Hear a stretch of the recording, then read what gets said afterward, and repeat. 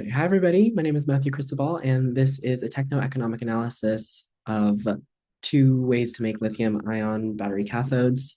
There's the conventional wet process and the newer dry electrode process that's being used in areas like EV battery manufacturing. The question I set out to answer is whether I would advise a battery manufacturer if this new dry process is better. Short answer is yes, but with some caveats. Just for some context as to what the dry versus wet process is. With the wet process, you have your slurry being mixed, and then it gets coated and dried. The solvent to make the slurry has to be recovered, and then it's calendared and oven dried. Just for some context as to what the dry versus wet process is. With the wet process, you have your slurry being mixed, and then it gets coated and dried. The solvent to make the slurry has to be recovered, and then it's calendared and oven dried. With dry coating, you don't have the need for a solvent. For simplicity, I'm assuming that we are skipping the coating step and going straight from mixing to calendaring only. Taking a look at the model, I am comparing tier 4 of the battery manufacturing process. This is electrode manufacturing. My functional unit is dollars per meter squared of manufactured cathode electrode, and my benchmark is the well-established wet manufacturing process of the NMP-based wet slurries. And a quick overview of how this model is used. If you see any blue text, those are values that can be changed by the user. Any black text is calculated within the model, and that shouldn't be changed. And then any green text is taken from a previous sheet. Looking at the first step of our model here are the material costs. The two highest costs of the electrode are the cathode active material and the binder, although the binder is used at a much lower rate. As you can see, our assumption is a 95.5 weight percent formula. That's cathode active material to conductive carbon to binder. With your wet process, you have all of the values listed here in column D, and those are being compared against the dry process in column C. These are all estimates of percent savings from a wet process. Moving on to energy, I approximated the energy cost of the mixing step for dry and wet.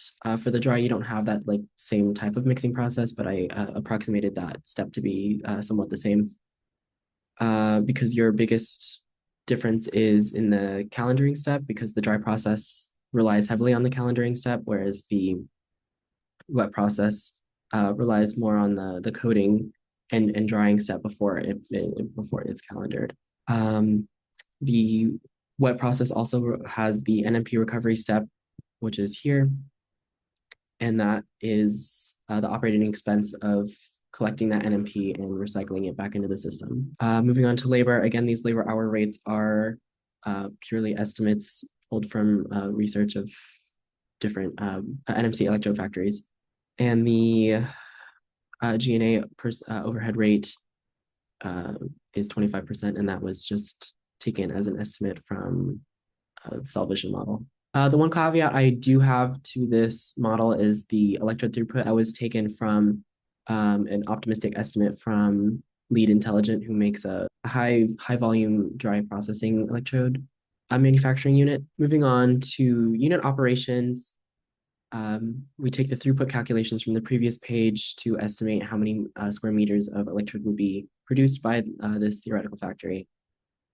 And then we calculate the material quantity needed for each square meter of electrode using the aerial loading taken from the previous page, and then multiplying that by the weight percent of each cathode active material, conductive carbon, and binder. And then for the wet process, solids loading was taken to be 60%.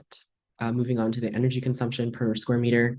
These are taken from the previous page, and these are the energy values divided by the area of electrode after the process yield estimate of 93.93%. Finally, these values are added to get that final energy per meter squared, and then these values are multiplied by the dollar per kilowatt hour to get the final cost per square meter of electrode. Moving on to the total cost, we have our four categories here: material cost, CapEx, OpEx, and the G&A. Material costs are mostly the same, except in the binder case. The binder for the dry process was researched to be a little bit more expensive than the wet. But because of the contribution of the NMP, the wet process still is more expensive despite this the difference in binder cost. At this throughput rate, the wet process is 63 cents more expensive than the dry process per meter square. Looking at the CapEx, we also have a big discrepancy here. With an estimated lifespan of 10 years, the CapEx is 70 cents more in the wet process than in the dry process. Again, this is at that 60 meters per minute throughput of the dry process. And then looking at OpEx here is the sum of the energy and labor costs per meter squared. And as you can see, the wet process is more expensive in both cases. The G&A rate was taken as a percentage of the manufacturing cost, and I estimate that to be 25% for both processes. The wet process is more expensive, so the G&A cost is more expensive per meter squared. The final result is that the total cost for the wet process is estimated to be $19.14 per square meter, whereas the dry process is estimated to be this $16.50 per square meter. That's a discrepancy of $2.64. Looking at a cost breakdown of the two processes, we can see that the majority of the cost in the traditional wet process is dominated by materials. Both processes, the cost is dominated by material. But in the case of the wet process, the CapEx and OpEx are more expensive, leading to or take up more of the cost than in the case of the dry process.